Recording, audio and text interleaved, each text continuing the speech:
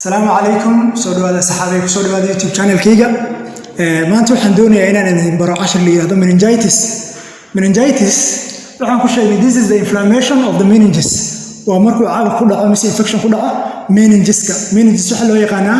dahaarka sare ee maskaxda ama waxa loo yaqaanaa dahaarka sare ama xindaabka sare ee maskaxda classified as aseptic which is caused by virus or secondary to leukemia laba loo kala bixiyaa meningitis-ka labada waxa weeyaan aseptic iyo septic aseptic waxa weeyaan markii ay keento viruska ama waxa ka yimaado tusaale leukemia kansarka dhib ku dhaca ama brain abscess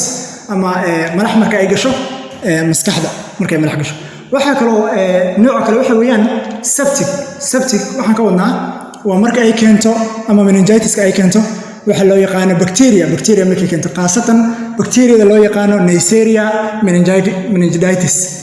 meningitis bacteria loo yaqaan waa bacteria ugu badan ee keento meningitis-ka marka waxaan niri meningitis laba loo kala bixiyaa waa aseptic iyo septic aseptic waxa keena viruska waxa keeni karo leukemia waxa keeni karo brain abscess septic maxaa keeni karo bacteria ayaa keeni karto bacteria ugu badan ee keento meningitis waxa weeyaan Neisseria meningitis predisposing factors waa maxay qofka waxa khatarta u gelin karo meningitis qofka maxaa meningitis khatar u gelin karo ama dahaarka sanbabka dahaarka maskaxda inuu ku yimaado infection maxaa keeni karo overcrowding meelaha dadka badan ay isku yimaadaan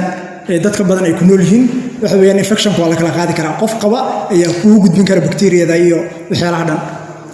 tobacco use dadka isticmaalo tobacco ama cigarette smoking waxa aad u dhacaya mise hoos u dhacaya difaacooda ayaa hoos u dhacaya waxa kale oo keeni kara wax loo yaqaan viral upper respiratory tract infection hawo-mareenka sare qofka markuu infection ugu dhaco hawo-mareenka sare markuu qofka infection ugu dhaco otitis media dhegdilaaca kadibna waxay ku faafaysaa maskaxda ay ku faafaysaa infectionka dhegdilaaca waxa weeyaan maskaxda ku faafi kara infectionka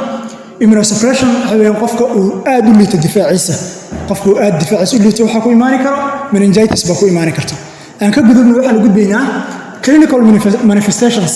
waa maxay astaamaha lagu yaqaan meningitis-ka ama markuu caabuq yimaado ama uu bararo meningiska ama dahaarka maskaxda maxaa lagu yaqaan astaamaha lagu yaqaan waxa weeyaan headache madax xanuun baa lagu yaqaan fever qandho baa lagu yaqaan stiff neck in qofka qoorta ay noqoto mid rigid macnaha wax ma dhaqaajin karo qoorta camal ma dhaqaajin karo